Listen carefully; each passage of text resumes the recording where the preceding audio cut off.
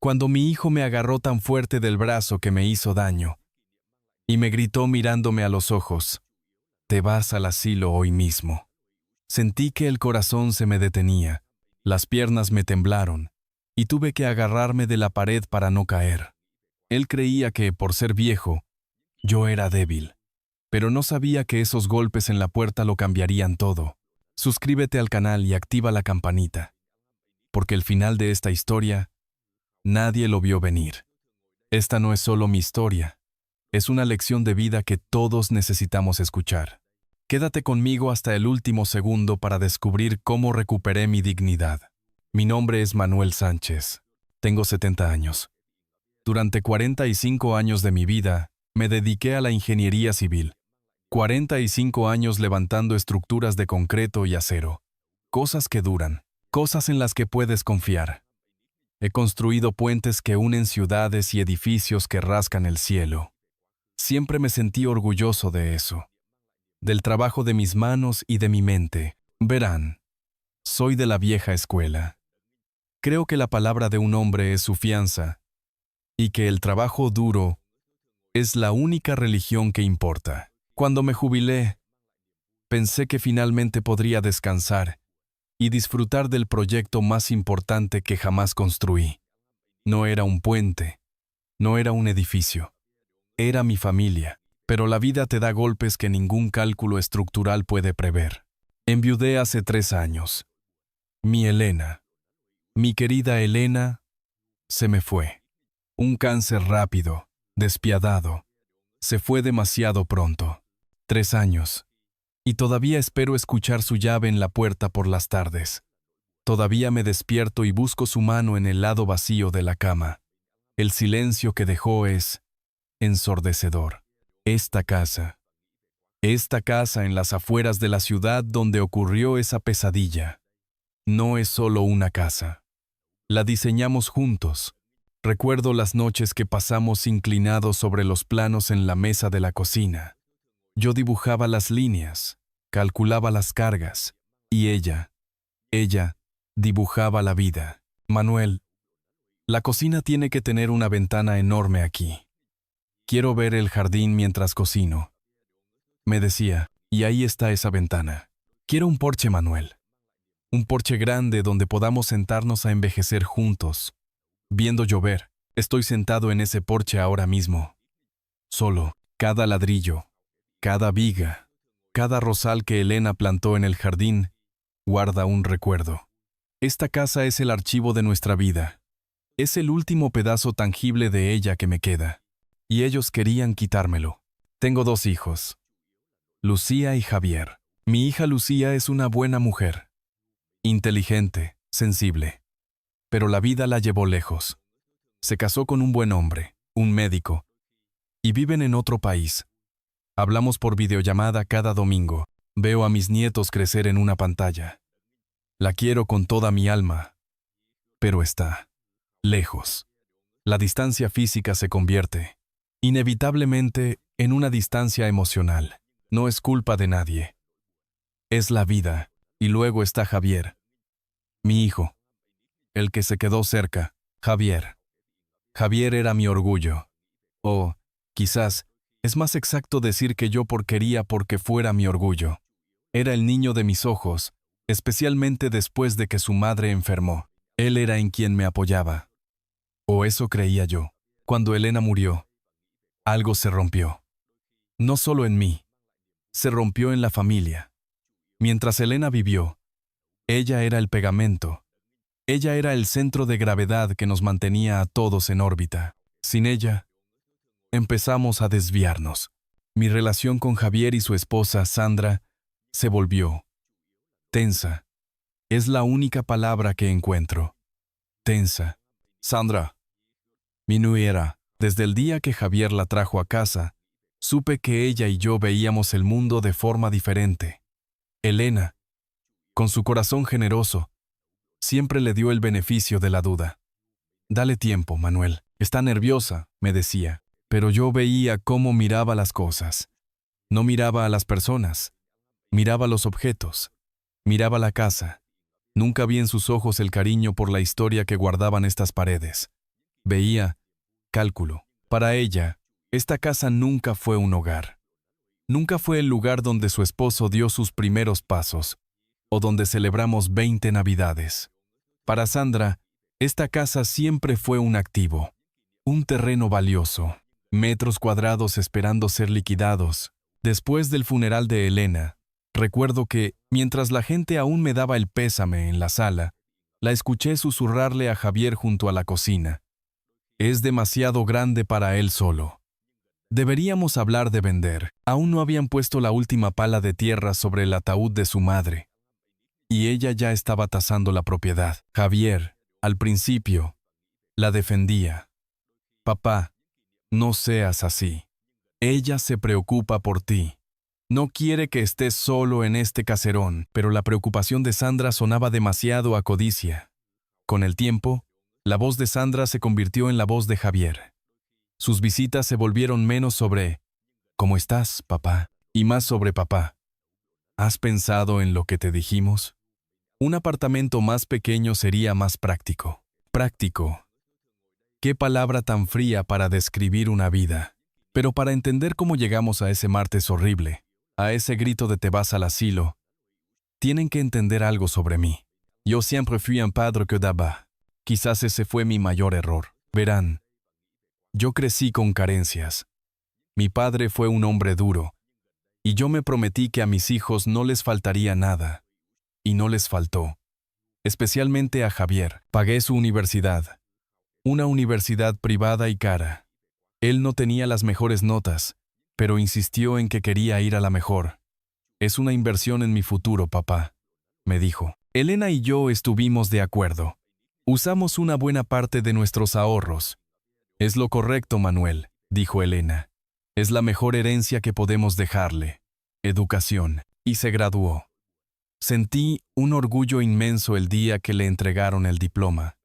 Pensé, lo logramos. Este chico tiene el futuro asegurado. Qué equivocado estaba. Pocos años después, recibí una llamada. Una tarde de jueves. Yo estaba en la oficina, terminando un plano. Una voz de hombre, rasposa, que no reconocí. ¿Hablo con Manuel Sánchez? ¿El padre de Javier Sánchez? Mi corazón dio un vuelco. Sí, soy yo. ¿Ha pasado algo? Lo que pasa, dijo el hombre, es que su hijo nos debe mucho dinero. Y si no paga para el viernes, le vamos a romper las piernas. Casi no podía respirar. Resultó que mi hijo, mi orgulloso graduado universitario, tenía un problema serio con el juego. Esa noche lo confronté. Lloró, se arrodilló, me suplicó. Papá, fue un error. Me metí con la gente equivocada. No sé cómo salir. No volverá a pasar, te lo juro. ¿Qué haces? ¿Qué hace un padre? Ves a tu hijo temblando de miedo. Ves el desastre que ha hecho de su vida. Elena ya estaba empezando con sus tratamientos. El estrés la estaba matando. No podía dejar que esto la golpeara. Pagué cada centavo. Fue una suma que me revolvió el estómago. Otra parte considerable de nuestros ahorros. El dinero que teníamos guardado para viajar, para nuestra vejez, desapareció en una tarde para cubrir la estupidez de mi hijo. Que tu madre no se entere de esto, Javier, le rogué. Prométeme que buscarás ayuda. Sí, papá. Te lo juro. Lo oculté. Me convertí en su cómplice. Creí que lo estaba protegiendo. Creí que estaba protegiendo a Elena. Ahora veo que solo estaba poniendo una curita sobre una herida infectada. Solo le enseñé que papá siempre estaría ahí para limpiar su desastre. Pero el golpe final, el que realmente preparó el escenario para mi desgracia, vino después de que Elena murió. Yo estaba en el punto más bajo de mi vida. Me sentía solo, perdido. La casa estaba vacía. Javier y Sandra empezaron a visitarme más a menudo. Creí que era por preocupación. Qué tonto fui. Un domingo, después del almuerzo, Javier se sentó a mi lado en el porche. Sandra estaba dentro, reordenando la cocina. Como le gustaba decir, papá, empezó Javier, con ese tono serio que usaba cuando quería algo. He estado pensando, Tengo una oportunidad de negocio increíble. Una franquicia. Es seguro, papá. Esta vez es diferente. Me mostró unos papeles. Carpetas brillantes. Gráficos coloridos. Proyecciones de ganancias que parecían demasiado buenas para ser verdad. Es la grande, papá. Con esto, podré devolverte todo lo que has hecho por mí. Podré cuidar de ti. Pero necesito capital inicial. Mi instinto, el ingeniero dentro de mí, me gritaba. Los números no cuadraban. El riesgo era demasiado alto. Le dije que no estaba seguro. Le recordé lo del juego. Se puso furioso. Papá, eso fue hace años.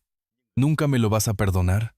Estoy tratando de construir algo para mi familia, para tus nietos. Y entonces Sandra salió al porche.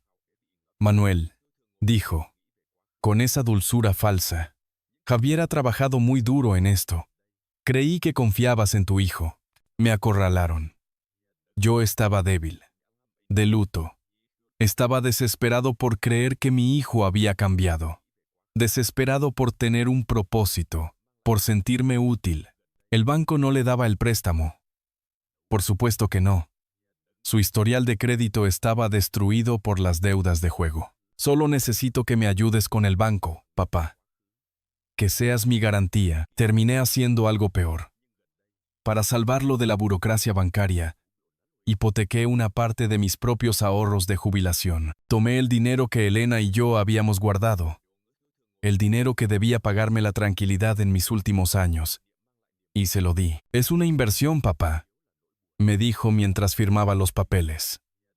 En 6 meses te lo devuelvo con intereses. Esa fue la última palabra que usó. Inversión. No hace falta ser un genio para saber cómo terminó la historia. El negocio fracasó en menos de un año. El dinero se esfumó. Todo. Me quedé sin una parte vital de mi jubilación. Y mi hijo se quedó con deudas aún mayores que antes. Y ahí es donde todo encaja. Cuando Javier y Sandra vinieron ese martes, cuando me gritaron que me iba al asilo, no era por mi salud. No estaban preocupados por si me caía por las escaleras. Estaban ahogados en deudas. La franquicia fallida los había arruinado. Mis ahorros no habían sido suficientes. Sus acreedores los estaban persiguiendo. Y esta casa, la casa de Elena, era su única salida. Era su plan de rescate. Yo solo quería ver a mi hijo feliz. Quería que tuviera la vida que yo soñé para él, la vida que yo no tuve. No me di cuenta, o quizás no quise ver la verdad. No quise ver que cada vez que lo rescataba, solo estaba cavando mi propia tumba. No me di cuenta de que estaba financiando, con el sudor de 45 años de trabajo y con los ahorros de la vida de su madre, al mismo hombre que, años después, me agarraría del brazo, me gritaría en mi propia casa y trataría de despojarme de todo lo que me quedaba en el mundo. Era un martes. Recuerdo que era un martes por la mañana, porque el sol entraba por la ventana de la cocina de una forma especial, golpeando el viejo reloj de cuco que Elena había comprado en un viaje a Alemania. Eran las 10:15. Los martes, Javier nunca venía. Javier estaba supuestamente en su oficina, intentando salvar ese negocio fallido para el que yo había hipotecado mi tranquilidad. Los domingos eran los días de familia. Martes era un día de trabajo. Yo estaba en el jardín, donde paso la mayoría de mis mañanas desde que Elena se fue. Estaba podando sus rosas. Las Reina Elizabeth eran sus favoritas. Un rosal de color rosa pálido que trepaba por el lateral del porche. Tenía los guantes puestos, esos viejos guantes de cuero agrietados, y el olor a tierra húmeda y a pétalos cortados me llenaba los pulmones. Me sentía en paz. Había puesto una cafetera. Siempre hago café de más por las mañanas, por si acaso. Una costumbre tonta que me quedó de cuando Elena vivía. Ella siempre bajaba a media mañana para tomar una segunda taza conmigo. Ahora, yo me la tomo solo, mirando su silla vacía. Estaba cortando una rosa marchita cuando escuché el sonido. El crujido de llantas sobre la grava de la entrada. Levanté la vista, extrañado. Era un sonido demasiado rápido. Demasiado agresivo. No era el cartero. Me quité los guantes, limpiándome el sudor de la frente con el antebrazo. Y entonces lo vi. El coche de Javier. Un sedán gris. Caro. El que se había comprado con el último préstamo que me pidió, antes de que todo se fuera al traste. Mi primer pensamiento. El que siempre tiene un padre. Algo malo ha pasado. Mi corazón dio un brinco. ¿Un accidente? ¿Los niños? Caminé rápido hacia el frente de la casa, con las tijeras de podar todavía en la mano. El coche se detuvo bruscamente. Las puertas se abrieron. Javier salió del lado del conductor. No llevaba su ropa habitual de trabajo. Llevaba un traje oscuro, uno que no le había visto antes. Parecía el traje de un abogado o el de un funeral, rígido. Del otro lado, bajó Sandra. Ella también venía vestida de forma extraña. Un vestido oscuro, tacones que se hundían incómodamente en la grava. Sostenía su bolso contra el pecho como si fuera un escudo. Pero lo que me heló la sangre, más que los trajes, fue lo que Javier sacaba del asiento trasero. No eran mis nietos, no traían a mis nietos. Eso fue lo primero que me golpeó. Si era una visita, ¿dónde estaban los niños? Ellos eran mi alegría. Eran el único puente de conexión real que me quedaba con Javier. En lugar de los niños, Javier sacó 2 carpetas. Eran carpetas gruesas, de cuero negro, con aspecto de ser importantes y caras. Las sostuvo contra su pecho, igual que Sandra sostenía su bolso. Parecían un equipo, y luego vi sus caras. No había pánico. No había tristeza de emergencia. Había una calma fría, una determinación que no supe interpretar. Javier, Sandra, dije, tratando de que mi voz sonara normal, aunque mi corazón latía con fuerza. ¡Qué sorpresa! ¿Está todo bien? ¿Pasó algo con los niños? Sandra no me miró a los ojos. Se quedó mirando la fachada de la casa, justo encima de mi cabeza, como si estuviera calculando algo en la pared. Hola, Manuel, dijo. Manuel, no papá. No suegro. Manuel. Odiaba cuando me llamaba así.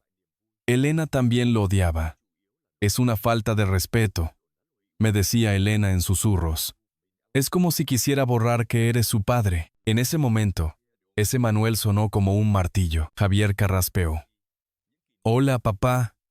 No. Los niños están bien. Están en la escuela. Ah, bueno. Qué alivio. Dije, soltando el aire que no sabía que estaba conteniendo. Seguía de pie en el césped, con mis botas sucias de tierra y las tijeras de podar en la mano. Ellos estaban en la grava, impecables, mirándome como si yo fuera un empleado del jardín. ¿Y a qué se debe la visita? No deberías estar en la oficina. Necesitábamos hablar contigo, papá, dijo Javier. Su voz era plana, sin emoción. Claro, hijo, siempre. Pasen, pasen. Estaba podando las rosas de Elena. Acabo de hacer café. ¿Quieren una taza? Está fresco. Sandra hizo una mueca casi imperceptible. No tenemos tiempo para café. Manuel. Javier la miró de reojo y luego me miró a mí. Será mejor que entremos. Es importante. Ni siquiera esperaron a que yo los guiara. Pasaron junto a mí. Javier, mi hijo, me pasó por el lado sin mirarme, directo a la puerta principal, que estaba abierta. Sandra lo siguió. Olían a perfume caro y a algo más, algo metálico, a estrés. Me quedé allí un segundo, sintiéndome de repente sucio, viejo. Dejé las tijeras de podar en el escalón del porche. Me limpié las manos sucias de tierra en los pantalones vaqueros, dejando manchas marrones, la tierra de las rosas de Elena. Entré detrás de ellos. Mi casa, la casa que olía a café y a los libros viejos de Elena, de repente se sentía invadida, fría. Estaban de pie en medio de mi sala de estar. Javier había puesto las 2 carpetas de cuero sobre la mesa de centro, la mesa que yo mismo había lijado y barnizado hacía 30 años. Las carpetas parecían obscenas sobre la madera cálida. Sandra no se quedó quieta. Empezó a caminar por la sala, pero no caminaba como una visita. Caminaba como un tasador. Pasó un dedo por el lomo de los libros en la estantería. Miró las fotos de la boda de mis hijos, la de Lucía, la de Javier. Tocó la lámpara de pie que Elena había comprado en un anticuario. Esta casa, dijo en voz baja, más para sí misma que para mí. Tiene buenas vigas. El terreno es lo que vale. Javier le lanzó una mirada de advertencia. Luego se giró hacia mí. Yo seguía de pie junto a la puerta, sintiéndome un extraño. Papá, siéntate, por favor, dijo Javier, señalando el sofá.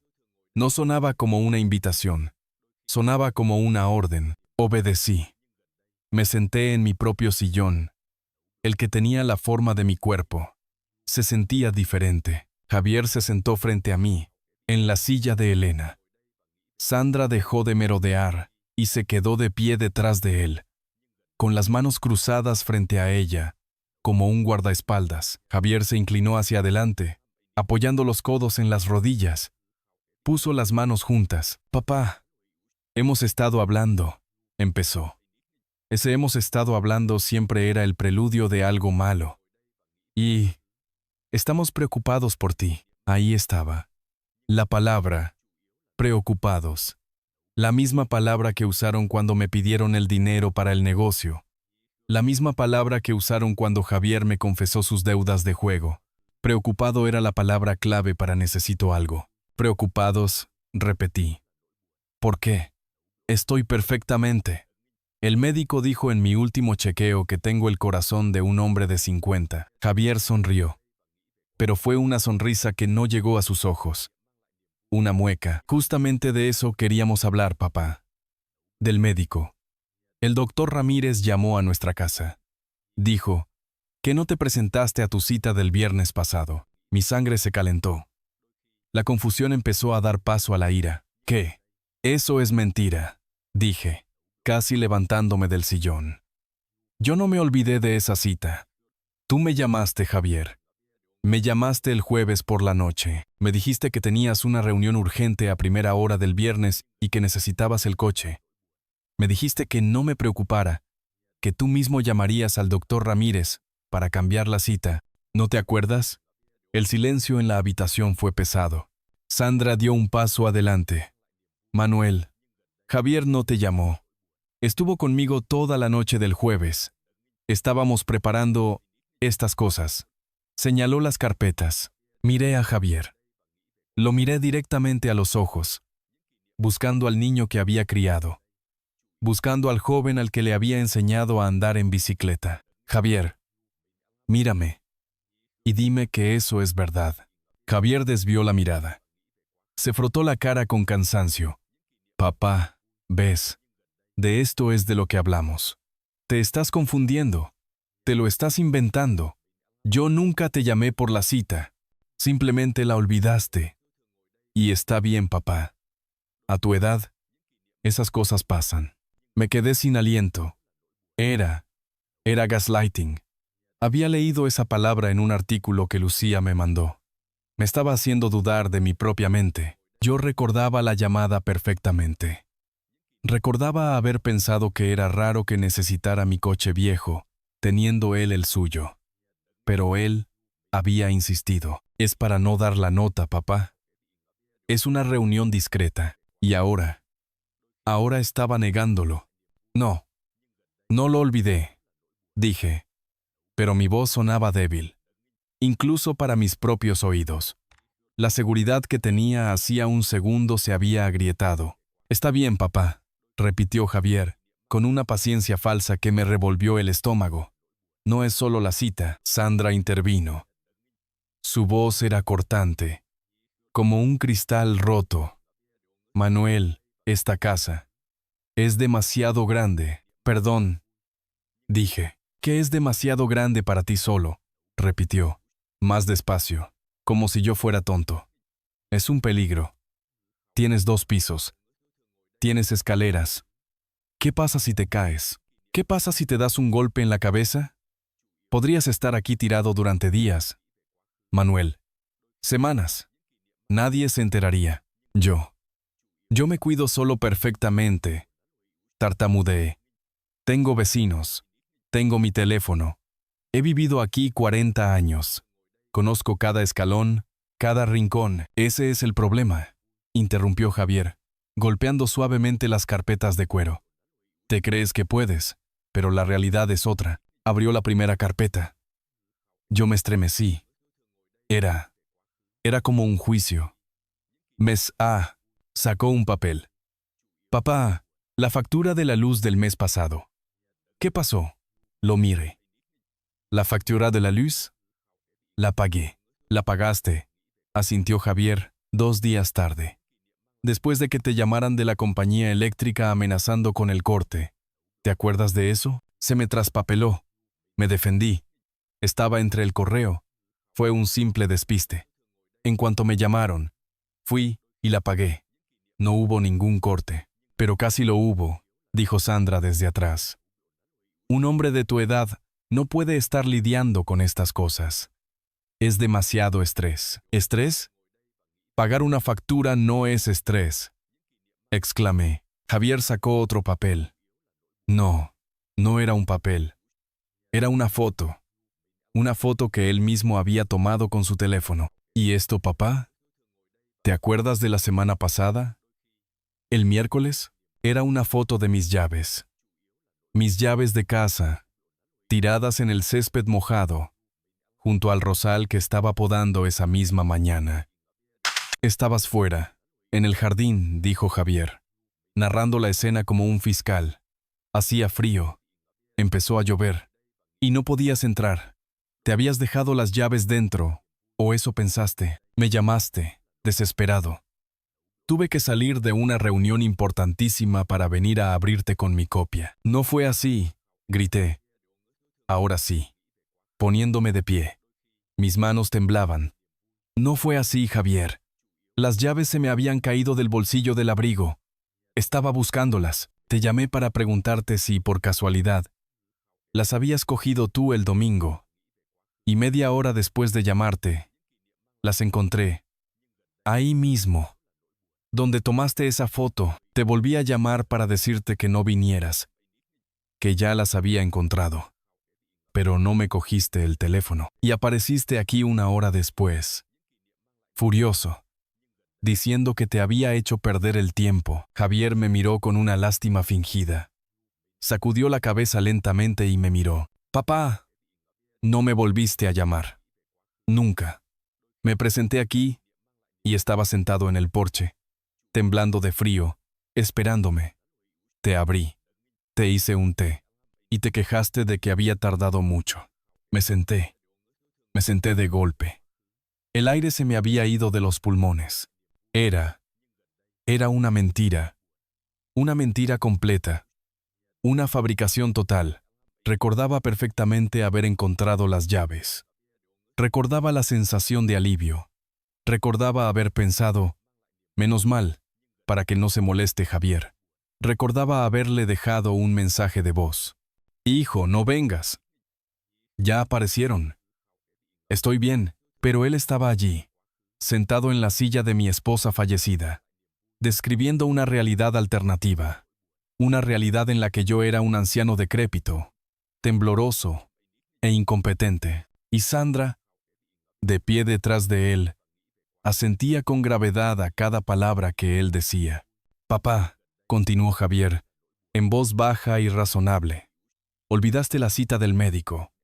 Casi te cortan la luz. Pierdes las llaves y te quedas fuera bajo la lluvia. Te estás confundiendo. Estás mezclando las cosas. No estás bien. Estoy bien, susurré. Pero la convicción me había abandonado. ¿Me estaba volviendo loco? ¿Era posible que mi mente me estuviera fallando tanto? ¿Era posible que mi recuerdo de la llamada del jueves, de encontrar las llaves, fuera todo una invención? No. Yo sabía que no. Levanté la vista. Los miré a los dos. Y de repente, todo encajó. La visita inesperada el martes, la ropa de funeral, la ausencia de mis nietos, las carpetas de cuero, las mentiras calculadas, la cita del médico que él mismo canceló, La factura que apenas se retrasó, las llaves que encontré pero que él juraba que había perdido. No era una mentira. Eran por mentiras. Era una estrategia. Todo era una farsa. No estaban preocupados. Estaban aquí para ejecutar un plan. Estaban preparando el terreno. Mi corazón, que antes latía con confusión y miedo, ahora se asentó en mi pecho como una piedra fría y pesada. La tristeza desapareció, reemplazada por una claridad helada. Los miré. Al hombre que había rescatado de las deudas de juego. A la mujer cuya codicia yo había subestimado. ¿Qué es lo que quieren?, pregunté. Mi voz ya no temblaba. Era plana, tan plana como la de ellos. Javier me miró, sorprendido por el cambio en mi tono.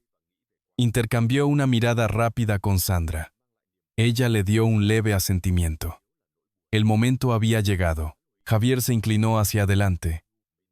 Puso las manos sobre las carpetas de cuero y las abrió. Papá, dijo. Y su voz ya no tenía esa falsa preocupación. Ahora era negocios.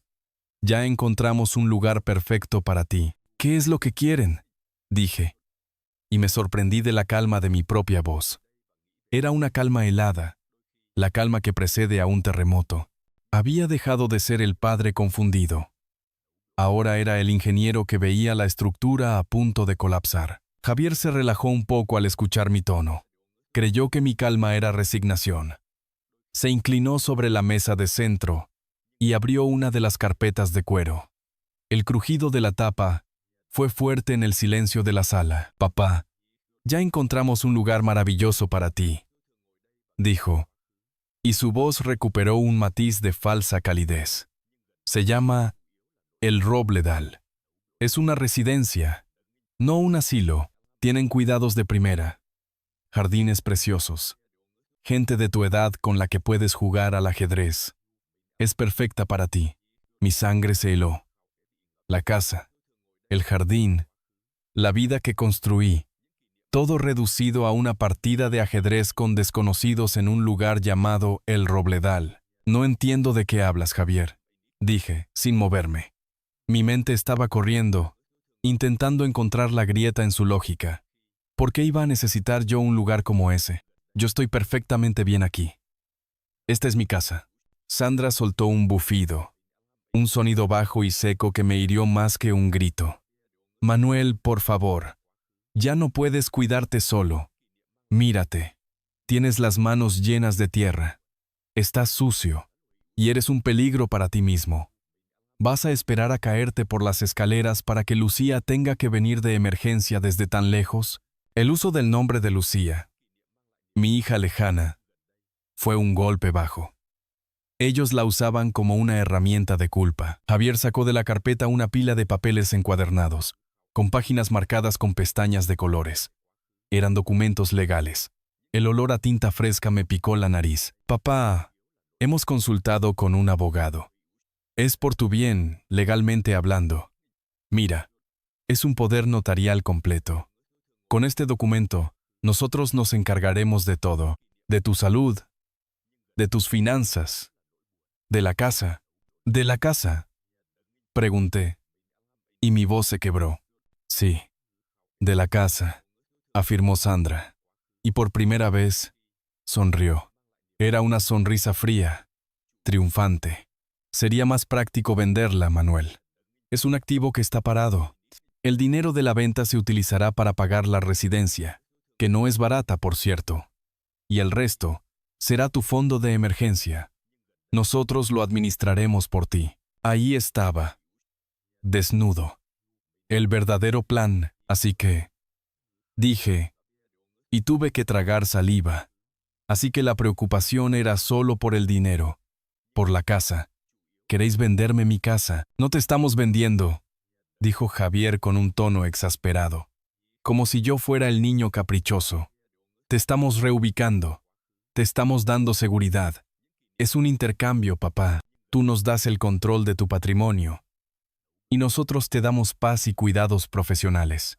No voy a firmar nada, dije, y esta vez mi voz era firme. Temblaba, sí, pero con rabia. No con miedo. Me levanté. Esta es mi casa. Esta es la casa de tu madre. Y no voy a entregarla para que vosotros dos saldéis vuestras deudas. La palabra deudas golpeó a Javier como un látigo. Su cara se transformó. Desapareció el hijo preocupado y apareció un extraño. Un hombre con el rostro contraído por la furia y la desesperación. Era el rostro del jugador que había perdido su última apuesta. Se levantó de golpe. Tan fuerte, que su taza de café, que había dejado a medio terminar, cayó sobre la alfombra de la sala de estar. El sonido de la cerámica rompiéndose, me pareció el sonido de mi vida partiéndose en dos. «Ya basta, papá», gritó, y el grito resonó en las vigas que yo mismo había calculado. «Deja de ser tan dramático. Es un trámite. Un simple trámite». «No es un trámite, Javier. Es una traición», le respondí, sosteniéndole la mirada. «Y no voy a firmar. Si quieres mi casa, vas a tener que esperar a que me muera. Y aún así, no está garantizado». Él dio un paso hacia mí. Su puño se cerró y se abrió. Estaba fuera de control. Sandra, detrás de él, palideció, pero no lo detuvo. Me agarró del brazo, del mismo brazo que tantas veces lo había abrazado de niño, y me agarró fuerte, tan fuerte que sentí la carne doler. «Escúchame bien, viejo. Se acabó el drama. No te estoy pidiendo permiso. Ya no tienes derecho a decidir». Me atrajo violentamente hacia él, a escasos centímetros de su rostro. Podía oler el estrés, la desesperación, y entonces pronunció las palabras exactas, las que habían roto mi alma en pedazos en el gancho de este relato, las que se convertirían en mi motor de supervivencia. «¿Sabes qué, papá? Ya no te estoy pidiendo que firmes. Te vas al asilo hoy mismo». El tiempo se detuvo. Sentí como si me hubieran arrancado el corazón. No de golpe, sino lentamente, con un dolor sordo y agonizante. Mis oídos zumbaron. «Te vas al asilo hoy mismo». Lo dijo. Mi propio hijo lo dijo. El niño al que yo había enseñado a decir por favor y gracias. El hombre al que le había dado hasta el último centavo de mi dignidad para salvarlo de sus errores. Me estaba condenando. «Javier», supliqué. Y el sonido fue un gemido ahogado. Me soltó el brazo con un empujón que me hizo tropezar un paso hacia atrás. Si no hubiera estado tan en shock, me habría caído. «No, escucha, papá. Ya pagamos la reserva en el Robledal. Es un pago que no es reembolsable y teníamos que tomar una decisión. Una ambulancia vendrá por ti a las 5 de la tarde. Tienes 5 horas. 5 horas. O firmas el poder notarial y te vienes por las buenas». Continuó, señalando los papeles con un dedo tembloroso. «Oh, no firmas. Pero si no firmas, igual te vas. Mañana mismo nuestro abogado empezará el proceso para declararte incapacitado mentalmente, basándose en la llamada que hicimos a tu médico, en las facturas y en la foto de las llaves. Vendrás por las malas. Y cuando eso pase, no solo perderás la casa, también perderás la dignidad. Tú decides». Me quedé paralizado, mirando la mancha oscura de café en la alfombra, el único testigo de la violencia que se había desatado en mi sala de estar. «No puedes hacerme esto», susurré. «Ya lo hice, papá», dijo él. Su voz se había calmado, volviéndose fría otra vez. La calma del depredador que ya tiene a su presa atrapada. «Es por tu bien, créeme. No estás en condiciones de decidir. No después de lo que hiciste con tu dinero. Estamos protegiendo lo poco que queda». Intenté alcanzar mi teléfono. Lo tenía en la mesa auxiliar. Quería llamar a Lucía. Quería que mi hija escuchara esto, que interviniera, que me salvara. Pero Sandra fue más rápida. Como un rayo. Tomó el teléfono de la mesa auxiliar. «Creo que necesitas tiempo para pensar». «Suegro», dijo, con su voz dulce y mortal. Metió mi teléfono en su bolso. Me levanté del sillón.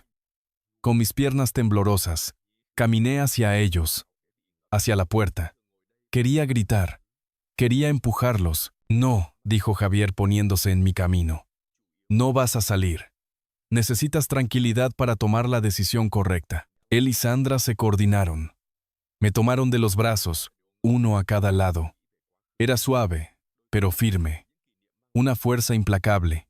Me guiaron fuera de la sala de estar, por el pasillo, hacia el pequeño estudio que yo usaba para mis planos. Aquí estarás tranquilo, papá. A las 4:30 volvemos. Piensa en lo que vas a hacer. Me metieron en el estudio. Y antes de que pudiera protestar, antes de que pudiera encontrar mi voz, la puerta se cerró con un golpe sordo. Y luego, el sonido. El inconfundible sonido del pestillo de la llave, girando. Asterisk. Asterisk. Clic. Asterisk. Asterisk. Me habían encerrado. En mi propia casa. En mi propio estudio. Me quedé de pie junto al escritorio. A través de la madera de la puerta, pude escuchar sus susurros, murmullos rápidos, alegres. La voz de Sandra sonaba aliviada. La de Javier, triunfal. Escuché el sonido de sus pasos alejándose, de sus tacones sobre el suelo de madera. Y luego, el sonido de la puerta principal cerrándose. Me acerqué a la ventana. Estaba orientada hacia la parte trasera, hacia el jardín. No podía ver la calle. Estaba solo. Me giré. Miré mi estudio, mis planos, mis libros de ingeniería. Las fotos de Elena sonriéndome desde un estante. Tenía 5 horas. Y estaba encerrado. Me habían arrebatado el corazón, la casa y la dignidad. Y lo que era peor, mi propio hijo creía que tenía el derecho de hacerlo. Caí en mi silla de escritorio. Sentí el pulso golpear en mis sienes. No era dolor. Era el comienzo de la guerra. Me habían subestimado. Creyeron que, al encerrar mi cuerpo, habían encerrado mi mente. Se equivocaron. Había llegado el momento de que el ingeniero civil jubilado demostrara que sabía mucho más que construir puentes. Sabía cómo construir una defensa, y sabía, mejor que nadie, dónde se encontraban las grietas de su estructura. Mi mente empezó a trabajar. Tenía que encontrar una salida. Y rápido, tenía que encontrar mi teléfono. Pero Sandra se lo había llevado, o eso creía ella. Me quedaban 5 horas hasta la ambulancia. Y mi plan, el plan que ni mi hijo ni su esposa podrían jamás prever. Tenía que empezar ahora. Tenía que hacerlo por Elena. Tenía que hacerlo por mi dignidad. Y lo que iban a encontrar en la puerta a las 5 no iba a ser un anciano tembloroso con las maletas hechas. Iba a ser el hombre que ellos habían subestimado. El sonido del pestillo al cerrarse fue el sonido más humillante que he escuchado en mis 70 años. Me quedé inmóvil, mirando la madera de la puerta. Me habían dejado a solas con mis demonios, con mi traición y con la cuenta regresiva de 5 horas. La rabia fue lo primero que sentí. Pura, hirviente, ciega, me abalancé sobre la puerta. La golpeé con el puño cerrado. «Abrid la puerta, Javier. Soy vuestro padre. No podéis hacer esto».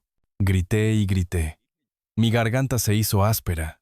Podía escuchar el eco de mis propios gritos rebotando en los libros y los planos, haciendo que mi estudio, mi refugio, pareciera de repente una celda acolchada. Pero la casa estaba silenciosa. Ellos se habían ido. Susurros triunfales, un portazo final, y luego el vacío. Me dejé caer de rodillas. Ya no podía gritar. Mis puños cayeron rendidos sobre la alfombra. Miré a mi alrededor. Estaba rodeado de la historia de mi vida. Y en el centro estaba yo, un anciano de 70 años, atrapado por su propio hijo. Las siguientes horas fueron un infierno personal. No eran solo horas. Eran siglos de dolor concentrados. Me senté en el suelo. Me recosté contra el escritorio. Las lágrimas no eran lágrimas de tristeza. Eran lágrimas de vergüenza. Lloré por Elena. Lloré en silencio, con la cara entre las manos. Lloré por haberle fallado. Lloré por haber roto la promesa que le hice en su lecho de muerte. Cuidaré de Javier. No te preocupes. ¿Cuidar de él? Lo había malcriado. Le había enseñado que yo era un pozo sin fondo, que mi sacrificio era su derecho. Le había dado todo, y él me lo estaba quitando. Repetí cada palabra de ese encuentro en mi cabeza. El falso olvido de la cita médica, la manipulación de la factura, la fotografía de las llaves que él mismo había orquestado, eran migas de pan para la declaración de incapacidad mental. Estaban construyendo un caso para enterrarme. El pánico empezó a dar paso al autoodio. ¿Qué hiciste mal, Manuel?, me pregunté, golpeándome la frente con la palma de la mano. ¿Fuiste demasiado blando? ¿Por qué no le enseñaste el valor del dinero? ¿Por qué pagaste sus deudas de juego? ¿Por qué hipotecaste el legado de tu esposa? Cada recuerdo de sacrificio se convirtió en una puñalada. El trabajo doble turno para que pudiera ir a esa universidad pija.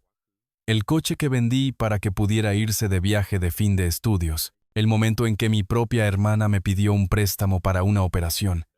Y tuve que decirle que no porque acababa de salvar a Javier de los usureros. Era más que codicia. Era ingratitud pura. Ellos no me veían como un padre o como un hombre. Solo veían la venta de la casa Sánchez en los clasificados. Yo era el obstáculo que se interponía entre ellos y el dinero que necesitaban desesperadamente. Y de pronto, en medio del llanto, en medio de la rabia que me ahogaba, recordé una voz. La voz tranquila y sensata de Elena. Manuel, no te rindas. Tienes que ser más fuerte que ellos. Por favor, sé más fuerte que ellos. No eran sus últimas palabras, pero eran palabras que me repetía cada vez que Javier metía la pata. Me levanté del suelo. Mi cuerpo estaba rígido, adolorido, pero mi mente, por fin, se aclaraba. El ingeniero civil, el hombre que planifica y resuelve problemas, tomó el control del padre traicionado. Tenía que actuar. Tenía que encontrar una forma de comunicarme. Sandra se había llevado mi móvil, mi única conexión con el mundo moderno. Pero Elena, mi Elena, siempre fue la previsora. Pensé en esos años en que los apagones eran comunes en nuestro barrio, antes de que mejoraran la red eléctrica. Recuerdo una noche de tormenta. Estábamos a oscuras. La línea de fibra óptica se había caído. Elena, iluminada por una vela, me miró y dijo, Manuel, no me fío de estas cosas nuevas. Mañana, por favor, ve y compra un teléfono analógico, de los viejos, uno con cable, por si acaso. Si el cableado de la casa funciona, siempre tendremos una línea de vida. Ella me lo había pedido. Y yo, obediente, lo había comprado. ¿Dónde lo puse? Empecé a rebuscar en mi escritorio. Mis manos, que antes temblaban de rabia, ahora estaban precisas, metódicas. Primer cajón, planos viejos. Segundo cajón, libretas y bolígrafos. Tercer cajón. Ahí estaba, un viejo teléfono de color crema, pesado, con su cable rizado y largo. Era un dinosaurio de la comunicación. Javier y Sandra, en su arrogancia tecnológica, solo me habían quitado él por smartphone. Nunca se les ocurrió que un viejo tonto como yo tuviera una línea de vida de los años 80. Ellos creían que solo quitándome la pantalla me dejaban incomunicado. Me arrastré hasta la pared. Encontré la toma telefónica, medio oculta detrás de una estantería llena de libros técnicos. Mis dedos, a pesar de la edad, conectaron el cable al puerto. Me levanté, seguí el auricular. Lo acerqué a mi oído y escuché el tono, el glorioso, zumbante, vibrante tono de línea. Tenía conexión, pero ahora venía la parte difícil. ¿A quién llamar? Tenía poco tiempo. Mi hija Lucía. Sí, pero está lejos. Y una llamada de larga distancia, con mi voz ronca y temblorosa, solo la alarmaría. Ella llamaría a Javier, y él la tranquilizaría con el cuento de mi crisis senil. Me declararían incapacitado antes de que ella pudiera subir a un avión. ¿La policía? ¿Qué les diría? Mi hijo y mi nuera me encerraron para obligarme a firmar papeles. Sería mi palabra contra la suya. Dirían que es una disputa familiar y que yo estoy delirando. Javier, con su traje de abogado falso, lo manejaría perfectamente. Es por su bien, oficial. Se resiste a recibir atención médica. No. La policía no. No todavía. Necesitaba algo más. Necesitaba un arma legal. Una prueba irrefutable de que sus intenciones no eran el cuidado, sino el por fraude. Me senté en la silla del escritorio, sujetando el auricular. Miré a mi alrededor. Este estudio. Aquí era donde yo guardaba mis cosas más importantes, mis planos de ingeniería, mis recuerdos y mis documentos. Me levanté. Me dirigí a la pared detrás de la estantería. Moví con esfuerzo una pila de libros sobre estructuras de hormigón armado, y allí estaba. La caja fuerte. Una caja fuerte pequeña, empotrada en el hormigón de la pared. Tan bien escondida, que ni Javier ni Sandra sabían de su existencia. Solo Elena y yo conocíamos la combinación. Un número que era la fecha de nuestro primer baile. Mis dedos, sudorosos, giraron la perilla. Clac, clac, clac. La puerta de acero se abrió con un sonido metálico. Dentro no había oro ni joyas. Había documentos. El título de propiedad de la casa. Mi testamento original, el que nombraba a Javier como albacea y heredero principal, qué ironía. Y los documentos que yo había estado guardando durante los últimos 6 meses, por pura intuición. Y ahí, en ese instante, en la penumbra de mi estudio, encontré mi respuesta. Encontré mi plan. Durante los últimos 6 meses, yo había notado movimientos raros en mis cuentas bancarias. Pequeñas transferencias. 10,000 aquí, 15,000 allá. No lo suficiente como para dar la voz de alarma al banco de inmediato. Pero sí lo suficiente como para despertar la alarma en el ingeniero que lleva 50 años manejando presupuestos. Había estado investigando discretamente. Fui al banco, saqué copias de los extractos y los guardé en mi caja fuerte. Los estados de cuenta que el banco me enviaba a casa, Javier los interceptaba, pero estas copias, estas eran el secreto que solo yo conocía. Saqué los extractos. Los puse bajo la luz tenue de la lámpara del escritorio, y ahí estaba. La evidencia de la codicia de Javier. Los extractos mostraban las transferencias. Transferencias a una cuenta que no era la mía. La cuenta de su negocio fallido, la misma a la que yo ya le había inyectado mi ahorro. Pero estas transferencias, ¿cómo las había hecho? El banco requiere una firma. Abrí otro sobre que había sacado de la caja fuerte. Contenía copias de los documentos de ese negocio. Los documentos legales que Javier había tenido que firmar. Puse los 2 documentos lado a lado. Mi firma de jubilado autorizando las transferencias bancarias. Y la firma de Javier en los documentos de su negocio. La firma que autorizaba las transferencias de mi jubilación era una falsificación burda de la mía. Javier había estado robándome sistemáticamente. No solo me había presionado, me había robado. Había falsificado mi firma. El fraude. La palabra era un arma. La traición se convirtió en una estrategia legal. Ahora sí podía llamar a la policía. No como el anciano senil al que su hijo ha encerrado en una disputa familiar, sino como la víctima de un crimen federal, con pruebas documentales en la mano. No iba a esperar a que llegara la ambulancia. Iba a ir a la ofensiva. El teléfono analógico, el regalo de Elena contra el caos, seguía en mi mano. Lo acerqué a mi oído. Marqué los 3 números que pueden cambiar el destino de un hombre. Mi nombre es Manuel Sánchez, dije. Y mi voz ahora era de acero frío. Y necesito ayuda inmediata. Mi hijo y su esposa acaban de cometer fraude, falsificación y coerción en mi contra. Tengo pruebas documentales en mi posesión. Y necesito que vengan a mi domicilio. Ahora, mientras colgaba, no sentí miedo. Sentí una claridad absoluta. Sentí la presencia de Elena a mi lado. Miré los extractos bancarios, la prueba de la malicia de Javier. Él creyó que yo era un viejo tonto, incapaz de notar 10,000 euros menos. Creyó que mi dolor por su madre me había vuelto un borrego. Se equivocó. Ahora, la cuenta atrás de las 5 horas era para ellos. La ambulancia vendría a las 5, pero la policía llegaría mucho antes. Y no vendrían a llevarse al anciano, sino a llevarse al ladrón. Escuché el sonido lejano de una sirena. No era la ambulancia. Era el sonido de la justicia. Era mi plan, ejecutándose a la perfección. Me levanté de mi silla de escritorio. Me vestí con la dignidad que mi hijo había intentado robarme. Me puse mi mejor chaqueta.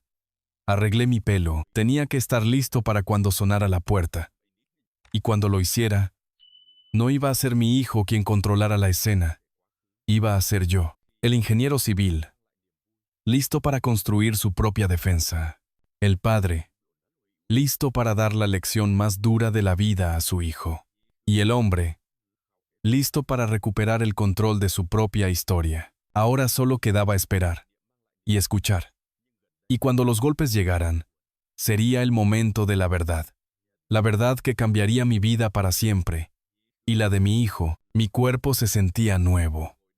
La adrenalina había borrado el cansancio, el dolor en el brazo. Ya no era el anciano al que habían humillado, sino el ingeniero que estaba a punto de ejecutar una operación de rescate. Había hecho la llamada. Había dado la dirección exacta. Había presentado la acusación más grave posible. Fraude y falsificación de documentos. Sabía que eso les daría prioridad. Me quedé quieto junto al escritorio, los extractos bancarios y la copia de la firma falsificada en la mano. La caja fuerte abierta detrás de mí, como una boca de acero que había devuelto la verdad al mundo. El silencio de la casa era insoportable, roto solo por el latido furioso de mi corazón. Contuve la respiración, escuchando a través de la puerta de madera maciza. Javier y Sandra debían estar en la sala de estar, celebrando en silencio su victoria a medias, convencidos de que yo estaba en el estudio, destrozado, preparando las maletas. No sabían con quién se estaban metiendo. Javier creía que yo era un viejo tonto, uno de esos ancianos a los que les quitan las cuentas con un clic, pero yo había trabajado con miles de millones de pesetas, y luego de euros, en proyectos. Sabía cómo funcionaban los bancos. Sabía que cada movimiento deja un rastro. Durante los últimos 6 meses, yo había notado esas pequeñas y sospechosas transferencias de mi fondo de jubilación. No eran grandes al principio, unos pocos miles, lo suficiente para pasar desapercibido en el flujo normal de una cuenta grande. Pero se hicieron constantes. La gente llama a eso intuición. Yo lo llamo experiencia. Hablé con mi gestor bancario, don Ricardo, un hombre de confianza. Lo hice por teléfono, discretamente, antes de que Javier y Sandra empezaran a interceptar mi correo. Le dije que me enviara copias de los extractos a una dirección postal alternativa, la de mi viejo almacén de herramientas. Lo hicimos bajo la clave de ajuste de pensión. Don Ricardo no sospechó fraude, sino más bien que yo quería ocultarle los gastos a mi esposa. Irónico, ¿verdad? Yo guardé esas copias en mi caja fuerte. Javier y Sandra pensaron que mi caja fuerte solo guardaba el título de propiedad de la casa, lo que ellos tanto ansiaban. Pero yo guardaba las copias de los extractos, y junto a ellos, guardaba algo que Javier no sabía que yo tenía. Una copia notariada de los papeles de su negocio fallido, donde constaba su firma real. Ahora, los tenía a ambos. La falsificación de la firma de mis autorizaciones bancarias era burda, sí, pero era mi firma de jubilado. Una firma que ya no tenía la precisión de mi época de ingeniero. Javier había copiado la firma que yo usaba en los cheques de cumpleaños, no la firma que usaba en los documentos legales importantes. Puse el documento del banco y el documento del negocio bajo la luz.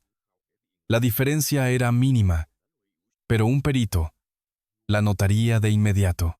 Y lo que era crucial, mi firma falsificada autorizaba transferencias a una cuenta con el nombre de la empresa de Javier. Tenía el arma, y la bala estaba cargada. Pasaron unos minutos que me parecieron horas. Mi oído estaba aguzado, intentando captar el menor sonido fuera del estudio. De repente, Escuché la conmoción. Javier. El teléfono. Escuché la voz de Sandra, aguda, histérica. Debieron haber entrado en la sala de estar y notado que mi teléfono viejo estaba descolgado, o que la línea de teléfono estaba caliente. Escuché pasos rápidos. La puerta de mi estudio tembló. Papá. Papá. ¿Con quién diablos estabas hablando? Abre esta puerta ahora mismo. Javier golpeaba la madera con rabia. Me quedé en silencio. No iba a darle más munición. No iba a caer en su juego de padre enloquecido. Solo escuché. La rabia de Javier se intensificó. Sabía que algo había salido mal. Sabía que su plan se estaba desmoronando, pero no sabía cómo. Y entonces, lo escuché. Distante al principio, y luego acercándose rápidamente. El sonido que yo había invocado. El sonido de la autoridad. Las sirenas. El sonido era inconfundible. No era una ambulancia. No era una sirena de tráfico. Era la sirena de un coche patrulla. Y estaba dirigiéndose directamente a mi calle. Sandra gritó. Un chillido de terror. Javier. Son las sirenas. Están viniendo aquí. Javier dejó de golpear mi puerta. Escuché su respiración pesada. ¿Qué? No. Debe ser un accidente en la carretera. La ambulancia viene a las 5. No es una ambulancia.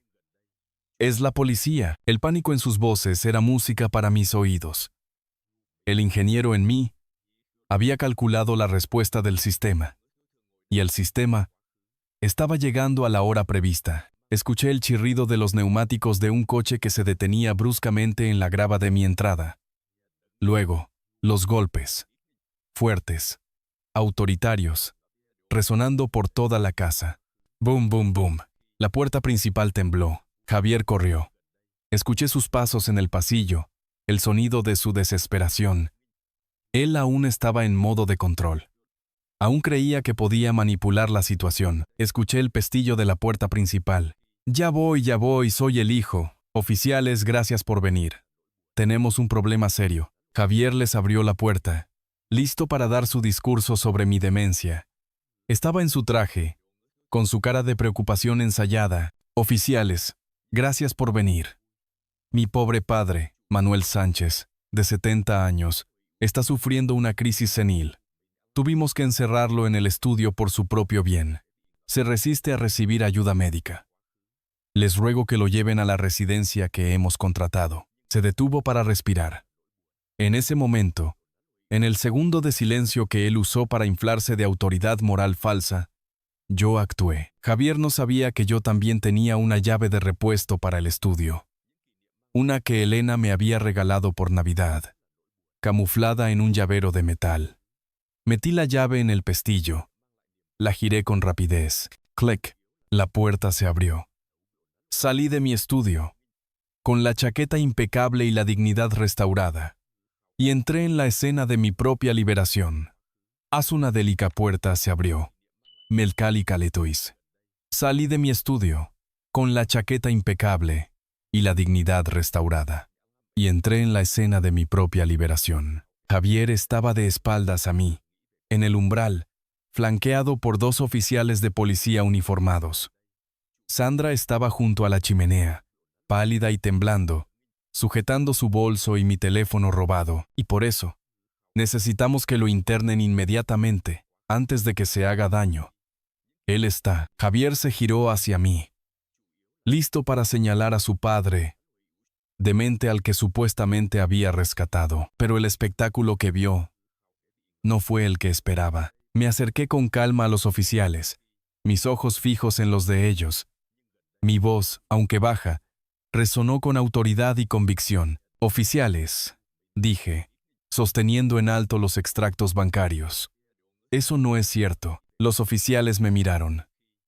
Miraron mi traje, mi postura erguida, la pila de documentos en mi mano, y mi voz, que no temblaba.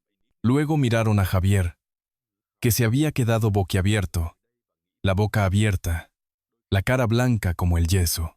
Mi hijo me encerró en el estudio para obligarme a firmar un poder notarial, continué, sin romper el contacto visual con el oficial principal.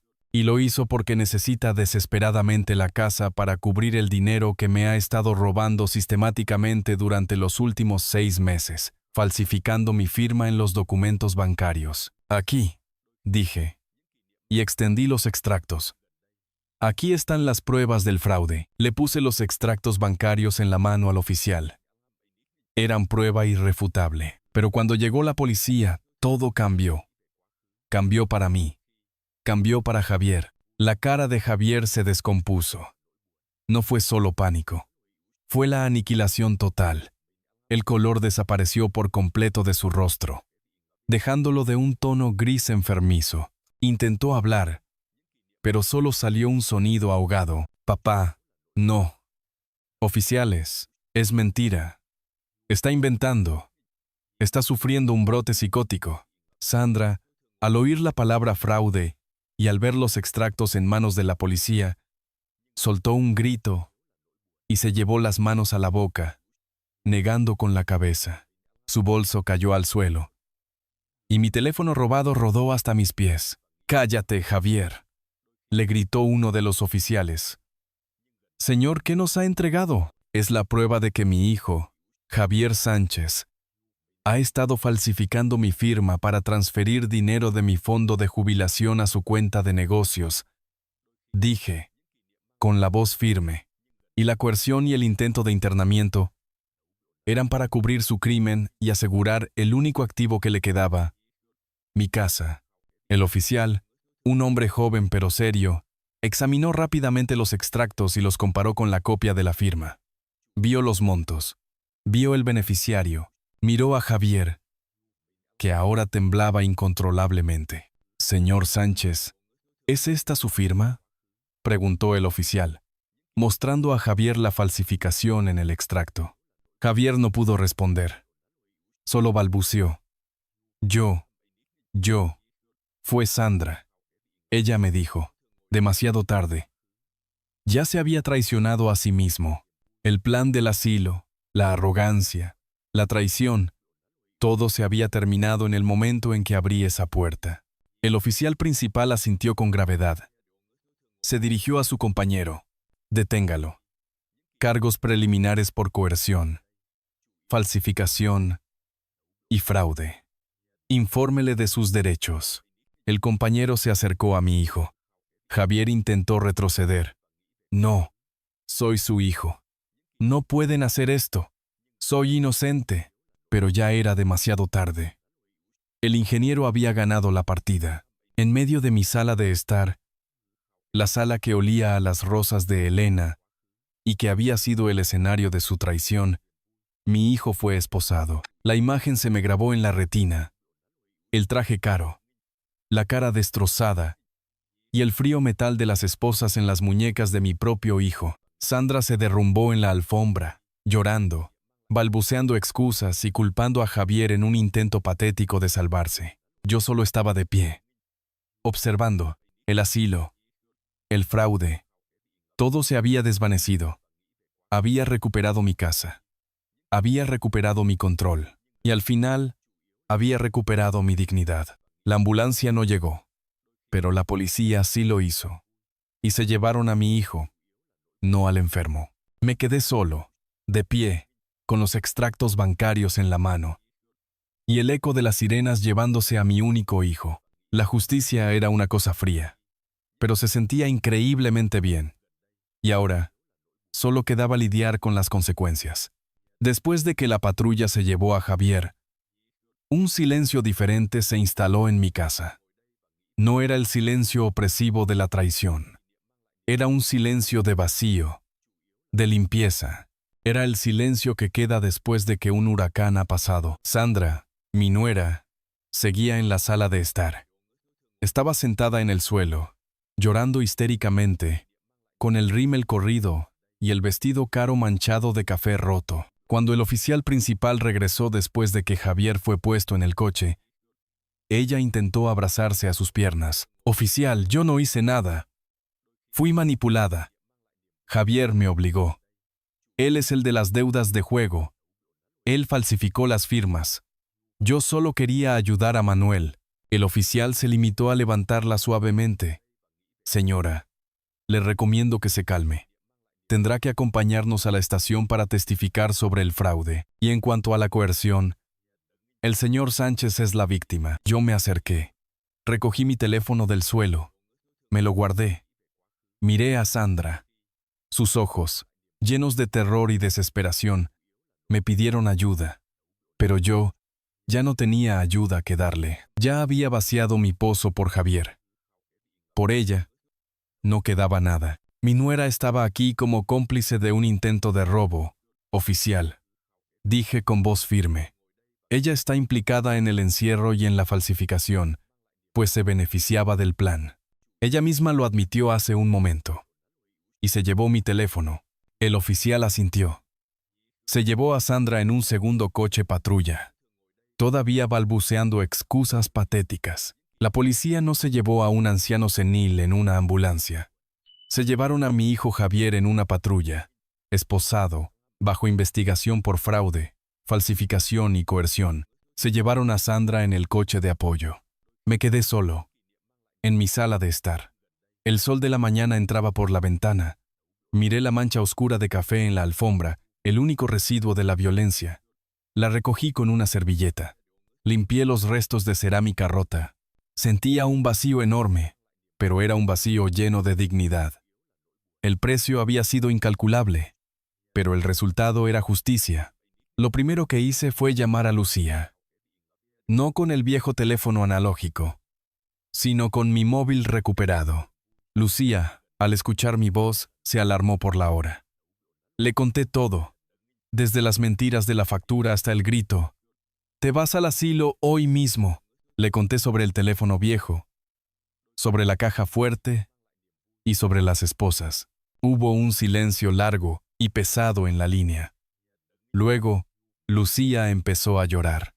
No por su hermano, sino por mí. «Papá, Dios mío, papá, lo siento. Siento no haber estado ahí. Siento no haber visto lo que estaban haciendo. No es culpa tuya, hija», le dije, sintiéndome aliviado de escuchar su voz. Yo también fui ciego. Pero esto se acabó. Ahora necesito tu ayuda. Ella tomó el primer vuelo disponible a casa. Dejó a su esposo al cuidado de sus hijos. Llegó esa misma noche. Verla cruzar el umbral, abrazarme y llorar conmigo fue la verdadera curación. Ella era el hijo leal que yo necesitaba. Ella me devolvió la fe. Juntos, contratamos a un abogado, un hombre duro y metódico llamado Don Miguel. No era mi amigo, sino un profesional. Yo necesitaba hechos, no emociones. La investigación reveló la profundidad de su plan. Javier y Sandra estaban ahogados en deudas de tarjetas de crédito y préstamos fallidos. El negocio se había declarado en quiebra hacía meses. La casa era su única tabla de salvación.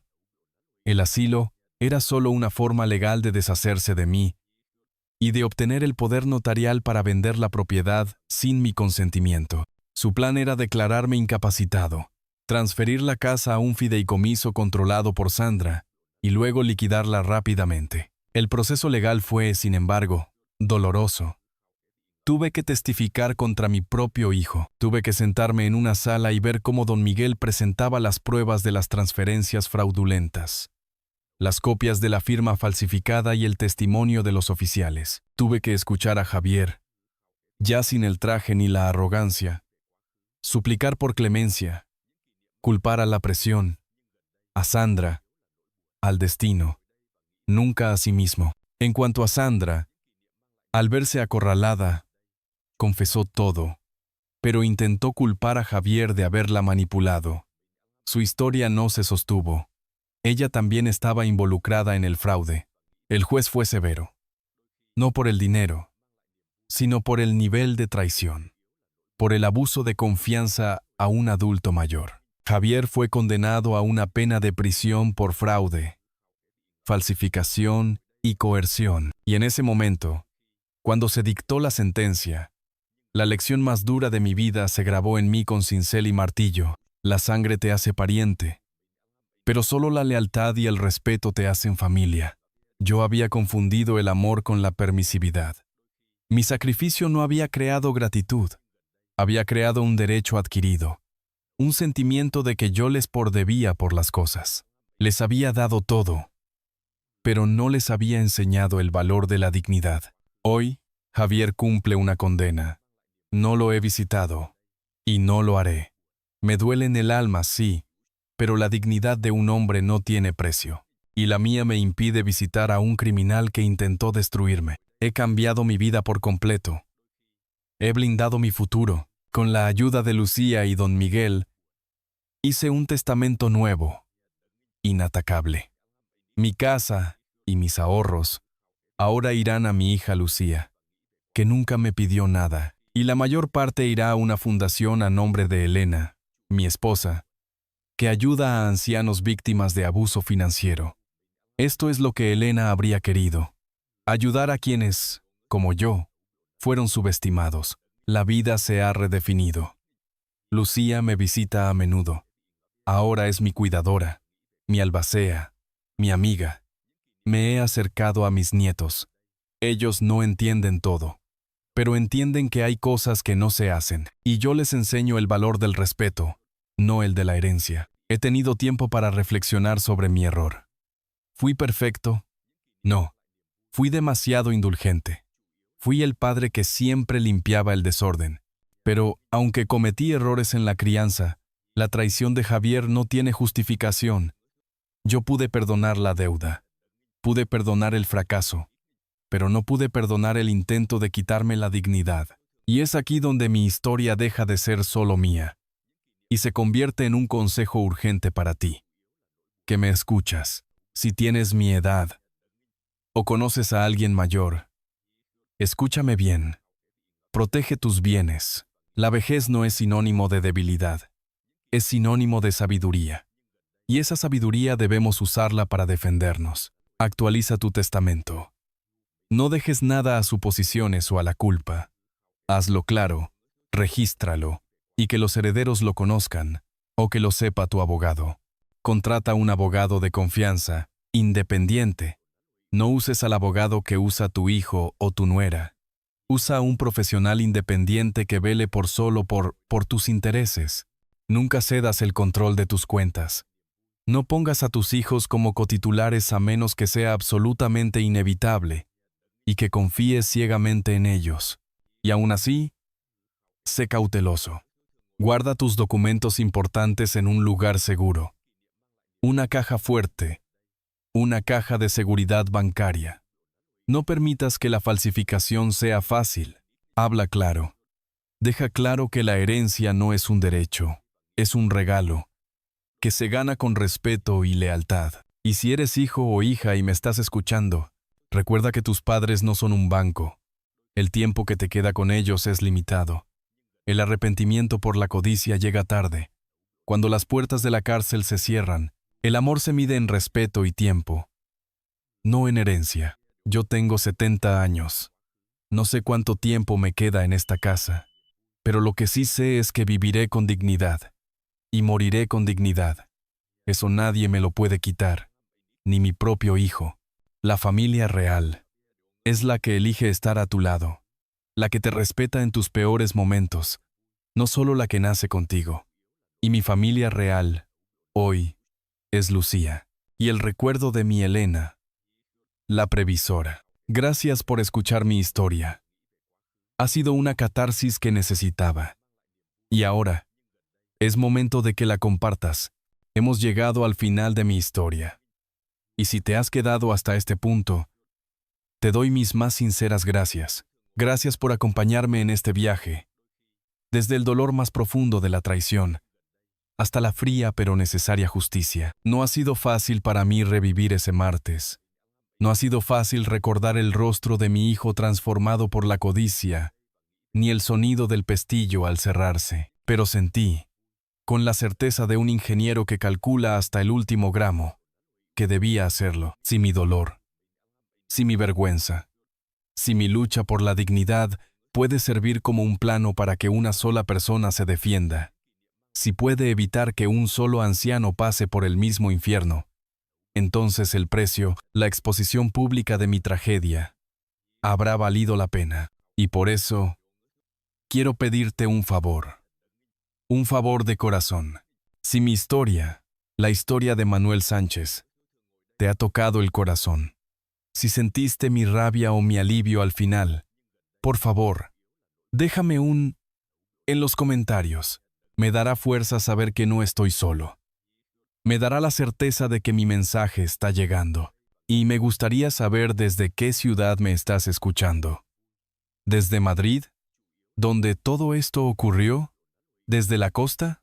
¿O quizás me escuchas desde el otro lado del océano, en México, en Argentina, en Colombia? Cuéntamelo en los comentarios. Me encantaría saber hasta dónde ha viajado la voz de un viejo ingeniero que se negó a ser vencido. Si has vivido algo similar, si has sentido esa traición de un ser querido, o si conoces a alguien, un padre, una madre, un abuelo, que está en una situación vulnerable, compártele este video. Sé que es difícil hablar de estas cosas, pero a veces, la historia de un extraño te da las palabras que no sabías cómo decir, o la fuerza para defenderte. Aquí, en esta comunidad, nadie te juzgará. Todos hemos sufrido de alguna manera, y a veces, saber que no estamos solos en el dolor, en la lucha por la dignidad, es el primer paso para sanar y para construir una nueva estructura de vida. Yo sigo aquí, en mi casa. Lucía, mi hija, me visita con frecuencia, y mis nietos me llaman. Mi vida no es perfecta, y la ausencia de mi Elena sigue doliendo, pero he recuperado el control. He aprendido a valorar a las personas por su lealtad, no por su apellido. Un abrazo fuerte, desde mi porche, aquí en las afueras de Madrid. Cuídate mucho, y recuerda siempre estas palabras. Las palabras finales de un ingeniero civil que aprendió a construir la defensa más fuerte de todas. Tu dignidad no tiene precio. Y nunca, nunca es tarde para defender lo que es tuyo. Hasta pronto, Manuel Sánchez. 70 años. Madrid.